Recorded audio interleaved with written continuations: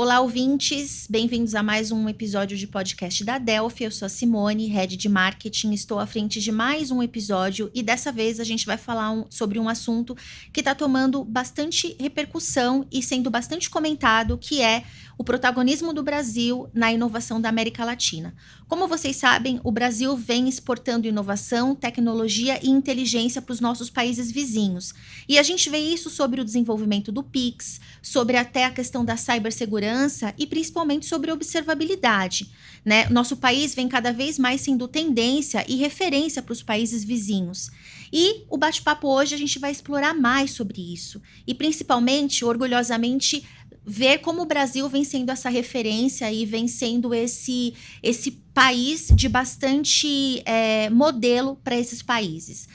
Ao meu lado eu tenho duas pessoas aqui da Delphi que são especialistas no mercado latino e eles vão comandar comigo esse bate-papo. Bom, eu quero começar por ele, que é nosso especialista de observabilidade do mercado latino. Ele é guitarrista de uma banda de rock e também já foi jogador de futebol americano. Ao meu lado eu tenho o Andrew. Por favor, dê boas-vindas aos nossos ouvintes. Olá, eu sou o Andrew Massarotti, sou especialista em observabilidade e venho participando ativamente dessa expansão, essa exportação de serviços de observabilidade que a gente está levando aí para a América Latina. Já trabalhei com ferramentas como Dynatrace, AppDynamics, Datadog, outras muitas ferramentas de mercado que participam desse mundo, vêm evoluindo para trazer observabilidade, para trazer toda essa previsibilidade para os nossos clientes. Muito bem, bem-vindo, Andrew. É um prazer estar com você de novo em mais uma edição. O Andrew já participou falando sobre um outro assunto, que é sobre a tecnologia e a educação. E do meu outro lado eu tenho ele, que é pai de pet de uma bulldog educada chamada Leia, apaixonado pela cultura nipônica. Muito bem-vindo, Breno. Obrigado, Simone. Prazer estar aqui com você, com o Andrew, falar de um tema tão importante hoje, que é realmente esse protagonismo, não só no Brasil, mas na América Latina.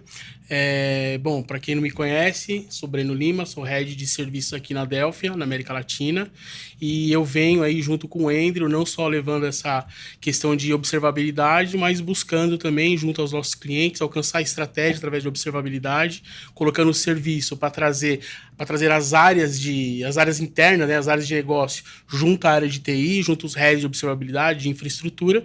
Então, a gente procura trazer essa adoção à observabilidade e, claro, levando maturidade Delphi através dos serviços. Muito bem. Antes da gente entrar nesse tema, Breno, o que é a cultura nipônica? Então, assim, se você pegar... Até porque eu sou muito vidrado nessa questão de metodologia, né? A melhor forma de se trabalhar, não que seja uma ordem. Tem aquele espaço onde você coloca o seu diferencial como serviço, mas como que o japonês tem essa ideia de querer seguir processo, né? Essa busca de perfeição e etc, né? O japonês e o coreano. E aí eu fui me aprofundar nisso, e aí eu descobri o Aikido, comecei a praticar o Aikido desde criança, eu gosto da cultura nipônica, e aí eu pratico o Aikido há mais de 15 anos, e aí lá você aprende todo o que é o shintoísmo, né, as regras japonesas, o porquê que as coisas acontecem e como acontecem. Então isso me ajuda muito, não só no lado profissional, né, até para você se disciplinar também, mas essa parte de processo, aderência a processo, etc, me ajudou bastante, eu gosto muito disso. Você já tinha ouvido falar da cultura nipônica, caro ouvinte? Aqui a gente também vai trazendo outros assuntos para engrandecer o seu repertório. Bom, o mercado de TI na América Latina vem crescendo significativamente. E em 2023, vocês sabiam que o Brasil liderou o ranking de inovação do mercado da América Latina? A Delphi é uma multinacional brasileira que já tem operações em países latinos. E nesse cenário, para começar esse assunto, para a gente começar a esquentar, eu queria entender uma questão com vocês dois. Como é o cenário latino em tecnologia? Legal. Essa pergunta acho que gera bastante curiosidade com todas as pessoas que a gente fala, todos os mercados que a gente vai, todos os clientes que a gente conversa.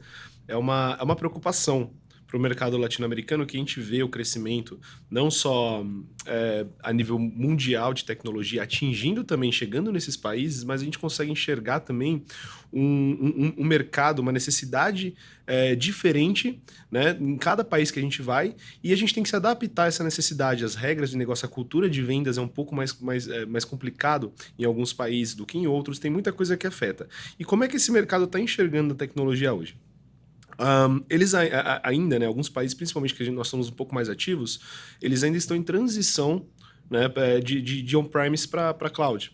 Ou já tem um pequeno projeto em cloud, ou ainda não tem nada.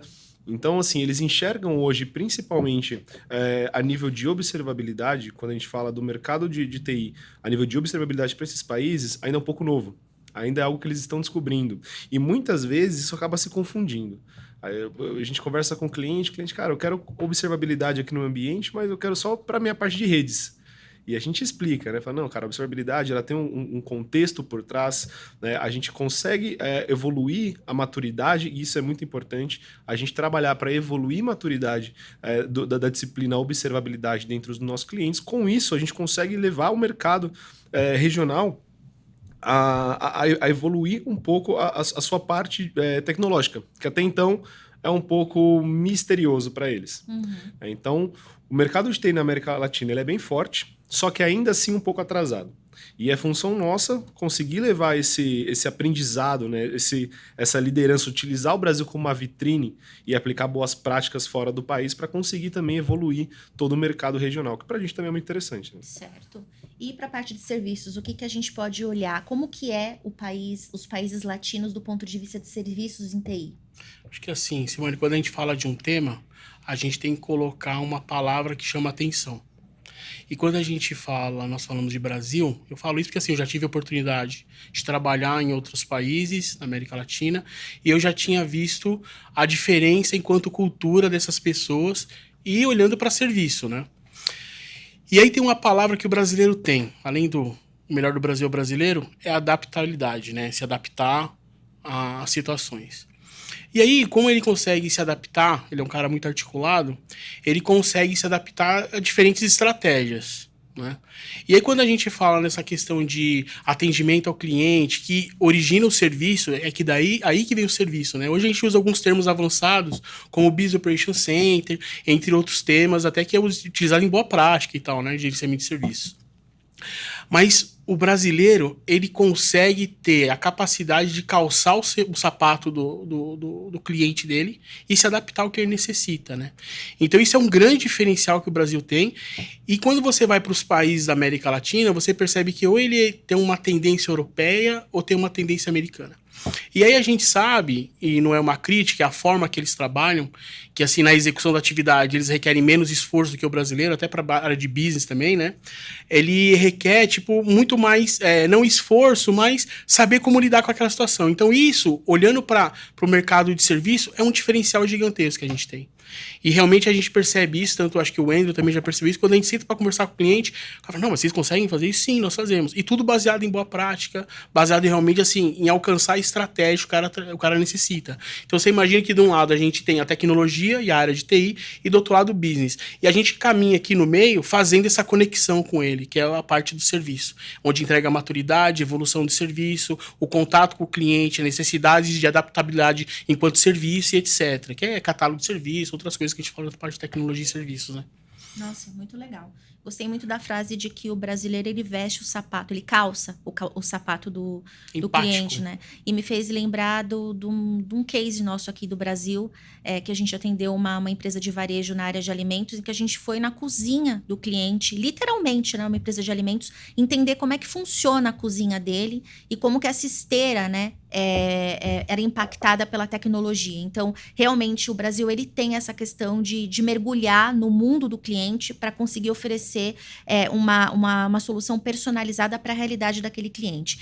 E aí, quando a gente pensa nessa capacidade de adaptação do brasileiro, e a gente vem justamente olhando isso, né? Que o Brasil ele vem levando inovação para os países latinos, mas a gente sabe que muitas das inovações que a gente usa aqui vêm do mercado de fora.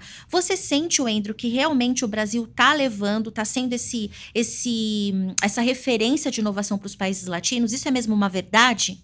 Sim, é verdade. O Brasil ele tem uma referência de conhecimento e tecnologia, de conhecimento de disciplinas que trazem boas práticas para a evolução dos nossos clientes muito grande e muito reconhecida. Nós temos vários cases onde, na verdade, nós somos os cases para algumas empresas na Europa, nós somos cases para algumas empresas nos Estados Unidos, inclusive indo agora, mais uma vez, mais um ano, indo buscar um prêmio muito importante, né, da disciplina de observabilidade lá nos Estados Unidos. Então, nós, apesar de termos as tecnologias vindas de fora, nós conseguimos entender, amadurecer, adaptar a nossa estratégia com o mercado que a gente tá atuando e consegue, junto com processos, melhorar o que vem de fora. Então, a gente tem um conceito, né? Só que assim, é muito interessante quando a gente fala, eu falo bastante isso com os meus clientes. Quando a gente fala de observabilidade, por exemplo, a gente usa 90% das ferramentas que a gente tem, 100% das ferramentas que a gente tem vem de fora. Como que a gente consegue ser case para o nosso parceiro lá fora, né? Porque a observabilidade ela é uma disciplina. Isso é bem interessante. Muita gente acha que a observabilidade é uma ferramenta.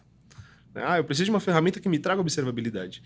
A gente é cansado de discutir isso, né? O serviço, ele amadurece a observabilidade, é ele quem de fato faz tudo trabalhar em conjunto, tudo se correlacionar para a gente ter bons resultados. Então, quando a gente traz de fora uma ferramenta e amadurece a ideia de observabilidade como uma disciplina envolvendo essa ferramenta, a gente acaba se tornando uma referência muito grande no mercado. A gente vem fazendo esse trabalho no Brasil já faz bastante tempo e agora, mais uma vez sendo referência no mercado Latino-América por conta dessa adaptação que a gente consegue fazer utilizando a disciplina como um benchmark para a gente trabalhar independente da plataforma, da ferramenta.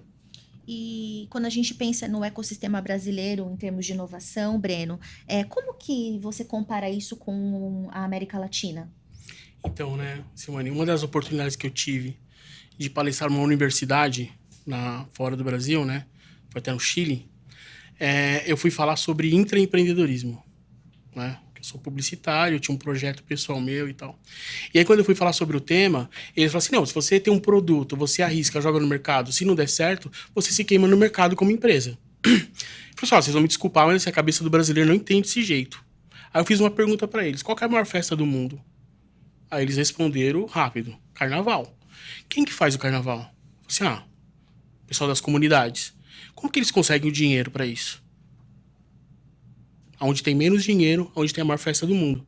O brasileiro é assim, ele consegue transformar, sintetizar a alegria em negócio. E se você for pegar todas as empresas aqui do Brasil, muitas delas têm esse olhar, né? Do tipo fazer o melhor que pode. E começa nesse melhor esforço, e aí que vem o nosso grande diferencial, né? Assim como o Brasil, que é ser adaptativo, você ser criativo, você olhar para as boas práticas, que é importante, pra você ter balizamento, benchmark, e aí você consegue olhar para a estratégia dele e adaptar aquilo à estratégia, e não a estratégia àquilo, né? Então isso é um grande diferencial do brasileiro por conta dessa criatividade, desse negócio. Eu acho que isso é super inovador quando a gente fala de serviço. E quando a gente começa a ter esse approach junto com os nossos clientes lá fora, eles começam a não entender, do tipo de ficar assustado, mas vocês conseguem fazer tudo isso?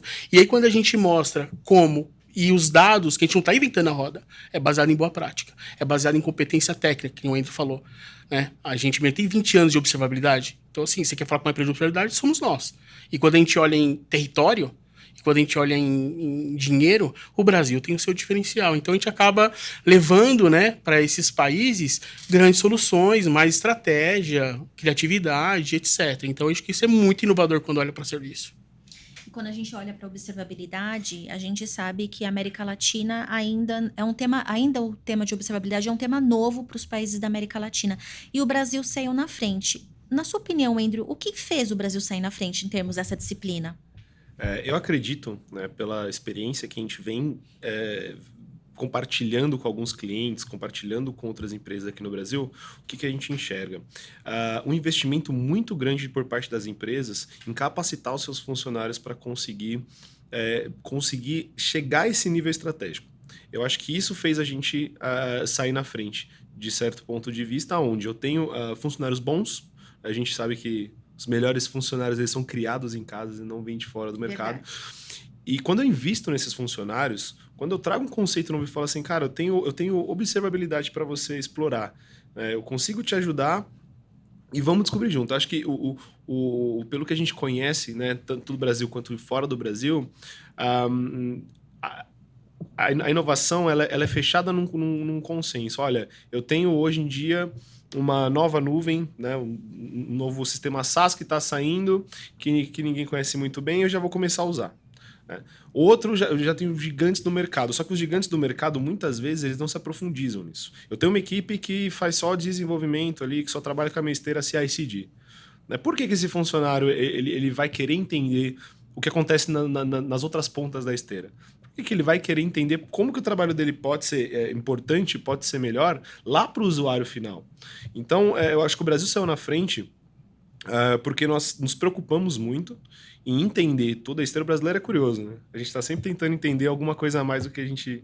E quando a gente acha um ponto ali de não estou entendendo, você fica horas naquilo, conversando e tentando entender. Então o Brasil ele investe muito. As empresas brasileiras elas investem muito nos funcionários para que eles possam adquirir todo o conhecimento possível e para poder depois se lançar à frente de um cliente, se lançar dentro da empresa como protagonista daquilo que ele observa. E não só vai estudar, por exemplo, uma ferramenta, porque aquela ferramenta me garante observabilidade. Então eu não fico preso nisso. Eu avanço para outros pontos que se tornam interessantes e complementam o conhecimento que eu tenho. Eu acho que essa cultura brasileira, essa cultura do nosso mercado, tem evoluído bastante, até a nível competitivo, dentro do território brasileiro. E isso levou a gente a um nível que a gente consegue se destacar na frente de vários outros países, né? Até países bem grandes, né? A gente acaba se destacando à frente com respeito à tecnologia. Nossa, muito legal. Até se permite um gancho aí, claro. Sim. Quando me falam inovação, né? Que eu sou um cara de serviço, eu tenho que gerar oportunidade em cima disso, né? Para mim, inovação é em cima de 3 pilares. Primeiro é tecnologia, que todo mundo fala. O segundo que as pessoas falam é processo. E o terceiro é pessoas. Né? É claro que se você for falar com qualquer empresa hoje, com o mercado do jeito que está global, ninguém quer falar de tecnologia porque é o mais caro. Porque as pessoas eles já possuem, e os processos é uma questão de você capacitar as pessoas, né? Medir a eficiência, etc. Eu acho que a gente, aqui no Brasil, a gente começou a abordar muito nesse sentido. Do tipo de, vamos olhar para as pessoas e vamos olhar para processo. E depois falar de tecnologia. Porque todas as empresas que a gente chega, o cara fala assim pra gente, não, isso aqui não atende, eu quero trocar. Mas espera, o que você precisa como estratégia? Mas quais os indicadores que eu tenho que ter? Você que tem que me falar sobre isso. Então a gente acaba levando informação para ele saber quais são os indicadores. E tudo está na boa prática. Então, eu acho que esse é um diferencial nosso também, porque, como eu falei, os países na América Latina, ou eles são muito europeus ou são muito americanizados. E aí vai ser para a tecnologia como primeira opção. E quando a gente fala de América Latina, não tem tanto budget para investimento como Estados Unidos, como alguns países europeus. Né? Então a gente abordando dessa forma. Tipo, o que você tem? Vamos amadurecer, convencer os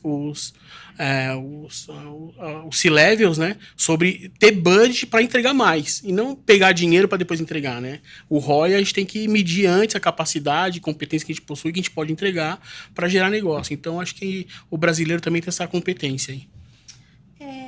Muito se falou já há um tempo que a TI era custo, né? A gente ouvia muito essa frase aqui no Brasil. Essa frase como que é vista na América Latina? Ainda é uma verdade bem grande, mesmo na América Latina, a gente correlacionar tecnologia com custo e não como investimento.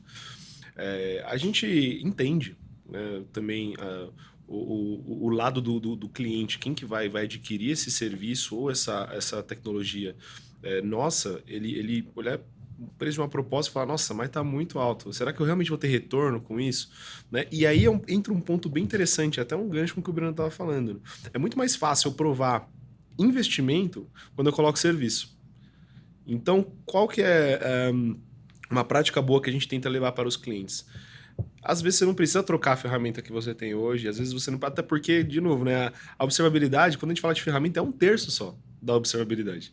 Eu tenho que ter maturidade, eu tenho que ter um excelente serviço e eu tenho que... E isso tudo para garantir para o meu cliente final que ele vai ter a melhor experiência. Então, quando a gente começa a falar com alguns clientes sobre ferramenta, ele automaticamente enxerga isso como um custo.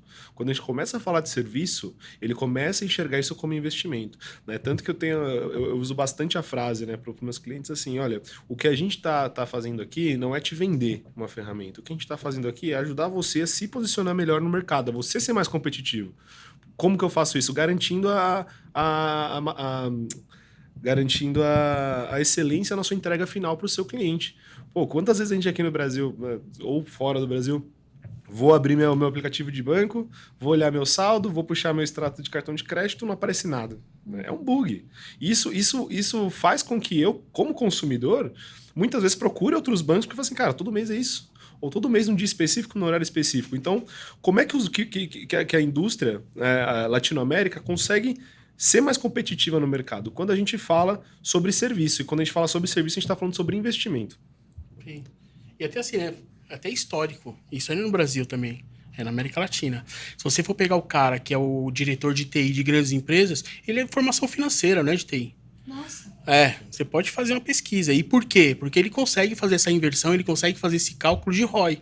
Para ele, antes de liberar o dinheiro, ele tem que saber o que ele vai trazer de volta. E isso a gente sente no mercado. Porque quando a gente senta com esses clientes para conversar com eles, eles têm um objetivo, a estratégia dele, mas não sabem como vai executar. E aí a gente traz esses pilares de inovação que eu te falei. Qual a tecnologia que você possui? Qual a tecnologia que você possui, você consegue chegar até aqui. E depois a gente vê o que a gente vai evoluir com você. E isso a gente está falando em construir roadmap, avaliação de maturidade, construir uma lista não só de entregáveis, mas de atividades que irão executar aqueles entregáveis. Então isso também acaba trazendo para ele o poder dele tomar a decisão do tipo, em 6 meses eu tenho isso, em 1 ano eu tenho isso, e aí você se torna possível a entrega de um ROI, porque a grande maioria das vezes a gente não tem isso em mãos. Eu fico pensando se a TI lá ainda é forte, essa questão do custo, e se as figuras que vocês se relacionam são pessoas que são formadas em finanças e estão à frente de TI, o quanto que o discurso de vocês precisa estar atrelado a uma parte estratégica e a indicador de negócio para conseguir fazer com que o discurso de vocês se conecte a esse cliente, para que ele consiga visualizar o valor do que vocês estão levando para ele, né? Fico pensando se toda a consultoria ele tem essa aptidão de ter profissionais que consigam se comunicar nesse nível de negócios. Como é que vocês veem isso na prática? Assim, ótima pergunta, porque o que eu percebo é as empresas vendem licenciamento. Então, toda vez que ela vai sentar com o cliente, claro que ela vai ter o faturamento dela, ela vai colocar lá o que ela vai ter de retorno sobre aquela visita, o vendedor está fazendo, é em cima de venda de licença. Né? E a gente percebe, e isso aprendi aqui na Delphi, que assim, isso não significa sustentabilidade no negócio, no business. Então, primeiro eu tenho que garantir que esse meu cliente seja um champion lá dentro, para conseguir entrar dentro desse board, para poder dialogar sobre investimento, sobre retorno, sobre o que vai trazer de benefício, novas funcionalidades para o cliente, e aí a gente ajuda ele a estruturar essa ideia, e muitas vezes a gente constrói serviço para os caras. Ou seja, é mais do que você estar do lado do cliente, você evangeliza o cliente, ajuda o cliente a ver o próprio valor daquela solução no ambiente dele, para que ele consiga levar isso à frente, né? Sim, e muitas vezes, né, a gente que está principalmente de frente com o cliente, mostrando para ele uma solução, mostrando para ele um serviço, a gente costuma fazer, né, as POVs e trazer dores, começar a mapear, porque assim, quando a gente fala de decisor, a dor do decisor não é a mesma dor de quem tá olhando a ferramenta ali. Quem tá olhando a ferramenta, o cara tá preocupado com disponibilidade, o cara tá preocupado com erros, né? Operação total, né? Então, quando a gente vai mostrar uma ferramenta, eu pelo menos eu tenho essa cultura de eu sempre colocar e um pouco mais além do que a ferramenta proporciona. Então, por exemplo, eu estou capturando informação de negócio vindo de um log. E eu olho para o cara e falo assim, cara, essa informação é legal para você? Você ter esse KPI é interessante? Putz, para mim não. Mas para tal pessoa é legal. Por que não? Levantar de onde eu estou e ir lá conversar com outra pessoa de negócio, por exemplo. Porque assim, quando eu estou oferecendo um produto, quando eu estou oferecendo um serviço, eu preciso trazer para eles a experiência a experiência de eu estou evoluindo. Eu já saí do ponto zero, que eu agora não estou mais falando de ver disponibilidade, consumo de uma máquina. Eu estou falando que, cara, eu consigo pegar um erro de negócio de uma transação lá na ponta de uma maquininha de cartão de crédito que não aconteceu e por que não aconteceu num tempo muito rápido. Então, a gente enxerga, o Breno falou uma coisa que é muito verdade, a gente enxerga a maior parte do mercado trabalhando de forma muito rápida, indo lá falando assim, olha, você precisa de tanto, vai te custar tanto e é isso. E ao mesmo tempo aqui eu saio daqui, chego no outro, faço a mesma pergunta, coloco as mesmas coisas e faço como se fosse em palavras bem erradas, mas o que a gente vive hoje no mercado parece uma pastelaria. Né? E a gente não quer, né? A gente, eu falo, eu não quero vender para um cliente só por vender. Por quê? Amanhã eu preciso garantir que ele vai ter um seguro, ele vai ter uma segurança para conseguir contratar mais serviços meus, para conseguir colocar mais pessoas dentro da sua operação, para conseguir evoluir o seu negócio, e é com maturidade que a gente faz isso. Então a gente vende maturidade, né? E aí, claro, se isso envolver licenciamento, tudo. Só que isso é uma coisa bem legal que o mercado latino-americano tá conhecendo agora, né? Que eu não quero mais falar de uma ferramenta, eu quero saber onde você pode me ajudar. O que eu posso fazer para chegar aqui? Você está me falando que você vai me fazer mais competitivo no meu próprio mercado. Como? E aí a gente começa as reuniões de criar estratégia, que a gente começa a olhar para qual ferramenta vai fazer mais sentido para ele. Os clientes fazem essa pergunta para você? Faz bastante. Olha, e ele legal. pergunta qual é a ferramenta que tem melhor avaliada no mercado hoje. E aí eu falo, né? Quando você está vendendo licença, você está vendendo commodity. E a gente quer ser estratégico para o cliente, né? A gente tem essa capacidade de criatividade, de se adaptar. Então, a gente vende estratégia, né? Então, se ele for feliz, se ele alcançar os objetivos estratégicos, é claro que a Delphi vai ter um relacionamento sustentável e crescer junto com esse cara. Essa é a nossa ideia, né? Muito bem. A gente falou agora há pouco de observabilidade e a gente não tem como não falar de cibersegurança, né? O Brasil é o segundo país mais atacado no mundo. Como que está a questão de cibersegurança para os países latinos? Inclusive, um ponto bem interessante, recentemente eu estava lendo uma matéria, o Chile, principalmente, acho que é o país que eu mais estou focando esse ano por conta das oportunidades, começou, né, entrou em vigor uma lei sobre investimento em cibersegurança para grandes empresas. Então, empresas do segmento financeiro, do varejo, eles são obrigados agora a fazer um investimento maior em cibersegurança, porque a gente sabe que isso é uma cultura de TI. Eu só vou me defender quando eu sofrer um ataque. De novo, é um custo, né? A gente enxerga também cibersegurança como um custo, só que é igual ao seguro de carro, né? A gente faz para nunca usar. Né?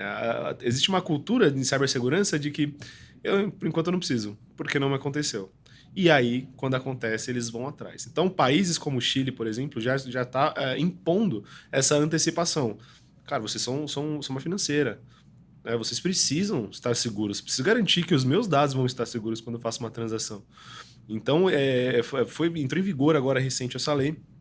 E a gente enxergou uma possibilidade muito grande a nível de ciberseguridade no Chile. Quando a gente olha para alguns outros países, né, por exemplo, México, por exemplo, Colômbia, são países que ainda não estão tão maduros em cibersegurança porque eles ainda estão caminhando dentro da observabilidade. E também é uma coisa que eu sempre gosto de dizer, né? Antes a gente enxergava a observabilidade como 3 pilares: métricas, logs e transações. Agora, obrigatoriamente, a gente está falando de um quarto grande pilar na observabilidade, que é a cibersegurança. Então, é muito interessante a gente conversar e criar essa hipótese para o cliente. Falar, cara, como que você faz hoje para se proteger? O que você usa? Né? A gente tem clientes no Chile, por exemplo, que estão com a gente só por causa de cibersegurança. Então, existe um investimento, existe uma pressão do governo em cima do mercado chileno para conseguir trazer segurança o mais rápido possível. Eles têm um tempo para se adaptar a isso. E, assim, gostaria eu que fosse assim nos outros países também. Porque ainda existe um processo de evolução e eles ainda não chegaram lá como o Chile chegou, por exemplo. Acho que assim, pegando alguns dados mundiais aí, né? O Brasil é um dos países que mais utiliza a internet. Aí tem essa questão de criatividade do brasileiro, né? E aí, assim, esse negócio de criatividade, eu bato muito nessa tecla, por quê? Porque eu aprendi muito isso fazendo essa parte de auditoria, consultoria de processos, olhando para tecnologia. Porque, assim, chegou uma hora que eu discuti uma vez com um gerente, falou assim, cara, é o seguinte, eu não sei como que eu vou me adaptar a essa boa prática. Mas é porque a boa prática não está fazendo sentido para você, imagina para a operação. Então, a gente precisa, não é catequizar, a gente precisa fazer com que aquela atividade, daquele jeito, seja estratégico para a pessoa que executa. Né? E aí vem um outro número interessante também. 80% das mudanças de tecnologia trazem erros. Se traz erros, imagina a quantidade de vulnerabilidade que traz para a tecnologia. Isso é um dado antigo. Então, eu acredito que esse número é muito maior.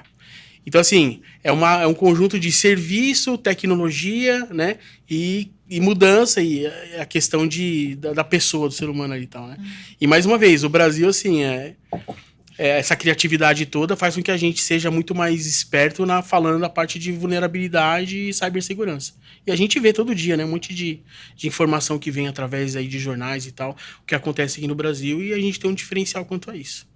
E, Breno, enquanto a gente falou de observabilidade, falamos agora de cibersegurança, para a parte de serviços gerenciados, né? Você que é o nosso expert em serviços, o que você acha que a gente vai levar para os países da América Latina, pensando na nossa própria evolução do Brasil nessa área, né? O que a gente vai evoluir nos países latinos, pensando já no amadurecimento que o Brasil tem em serviços gerenciados? Um negócio até que eu aprendi também com observabilidade é você quebrar silos.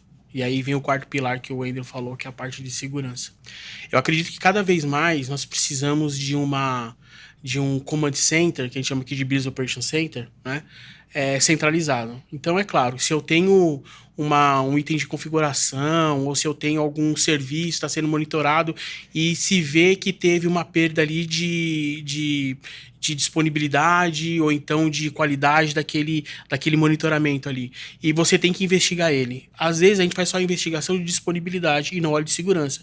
Porque pode ser que uma vulnerabilidade de segurança trouxe a indisponibilidade daquele item.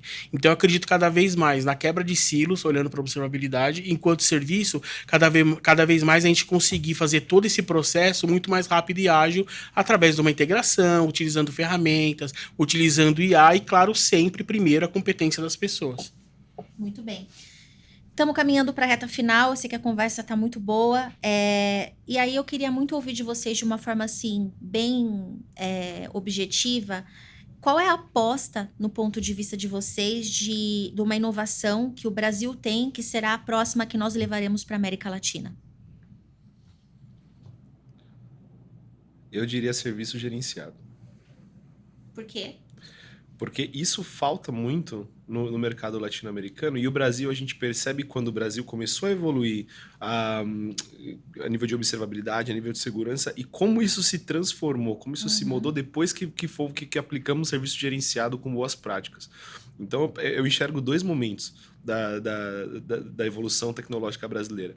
Quando a gente só coloca ferramenta e quando a gente consegue convencer as pessoas, né, quando a gente consegue fazer com que as pessoas evoluam, que tenham uma maturidade maior e tenham uma senioridade maior em cima de como utilizar aquilo. Né? Então é como a gente fala, eu posso ter uma Ferrari, né, mas eu não sei dirigir uma Ferrari. Por que eu preciso de uma Ferrari se eu não sei dirigir? Por que eu não tenho uma BMW? Aprenda a dirigir uma BMW, por exemplo, e por aí vai. Então, assim, a gente não adianta ter um avião e nunca ter voado na vida. Então, o serviço gerenciado é muito importante para a gente evoluir a maturidade em cima do que a gente tem. Quando a gente alcança esse nível de maturidade, a gente consegue entregar KPIs muito mais interessantes e consegue, com certeza, aí, aumentar... Como é que fala? A gente consegue aumentar o nosso poder de negociação no mercado. Né? Então, isso tudo vem com o serviço gerenciado. Então, tua aposta é serviços gerenciados. É serviço gerenciado. Eu acho que eu não vou perguntar para o Breno se é serviços gerenciados, né? Porque eu acho que será muito tendencioso. Mas vou seguir aqui o roteiro e perguntar se o Breno está de acordo com essa tendência. Eu vou começar com uma palavra que não vem de serviço, que vem de observabilidade. Adoção. Adoção. Por que acontece? O que a gente vê hoje, né? Aqui no Brasil, América Latina, acho que é até mais forte. Um cara de estratégia que não está fazendo estratégia. Ele está preocupado em apagar fogo. E aí as outras áreas de negócio interna estão indo atrás de outras ferramentas. E aí o consumo de licenças é gigante, não tem objetividade no budget. Esse budget, mesmo sendo a área de compras, de vendas, fazendo aquisição dessas outras ferramentas, o custo vai para a tecnologia. E aí é o que vem, né, que você falou, é custo? É custo, porque ele não é estratégico, né? Então, quando a gente faz tudo isso que o Wendel falou, do tipo, vamos medir aonde você está olhando para a boa prática, o que não tem, vamos implementar. E você utiliza ainda ali o que o cara tem, né? Seja de pessoas, de processo, e aí a gente monta o roadmap para ele de evolução, onde a gente consegue medir para ele. né? E aí a gente vai conseguir entregar não só o que a TI precisa de disponibilidade, que na maioria ele fala sobre monitoramento e a infraestrutura, mas o que a área de negócio está pedindo para ele de indicador que ele não está conseguindo entregar. Então a gente começa a evoluir nesse roadmap e entregar KPIs muito interessantes, tal como funil de convergência, etc., para as áreas de negócio. E aí ele começa a entregar o que o negócio precisa.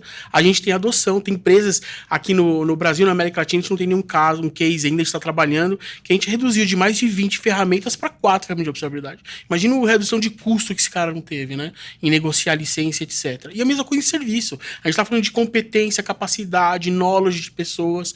Então, o quanto você se torna muito mais ágil, muito mais enxuto para poder trabalhar, é incrível. E tudo isso através do serviço. Então, eu acho que a palavra-chave que vai trazer, que a observabilidade ela caminhou, mas e a adoção disso? Então é a adoção, através de serviço. Então quando a gente tem profissionais capacitados, nós somos agnósticos. A ferramenta que você trouxer pra gente aqui, a gente vai evoluir essa ferramenta, medir para você, entregar os KPIs que você precisa. Até uma hora você, puta, não atende mais nós, ok. Essa daqui é a melhor opção para você, num estudo em conjunto com a estratégia da empresa. Então acho que a adoção é a palavra-chave para tudo isso. Muito bem.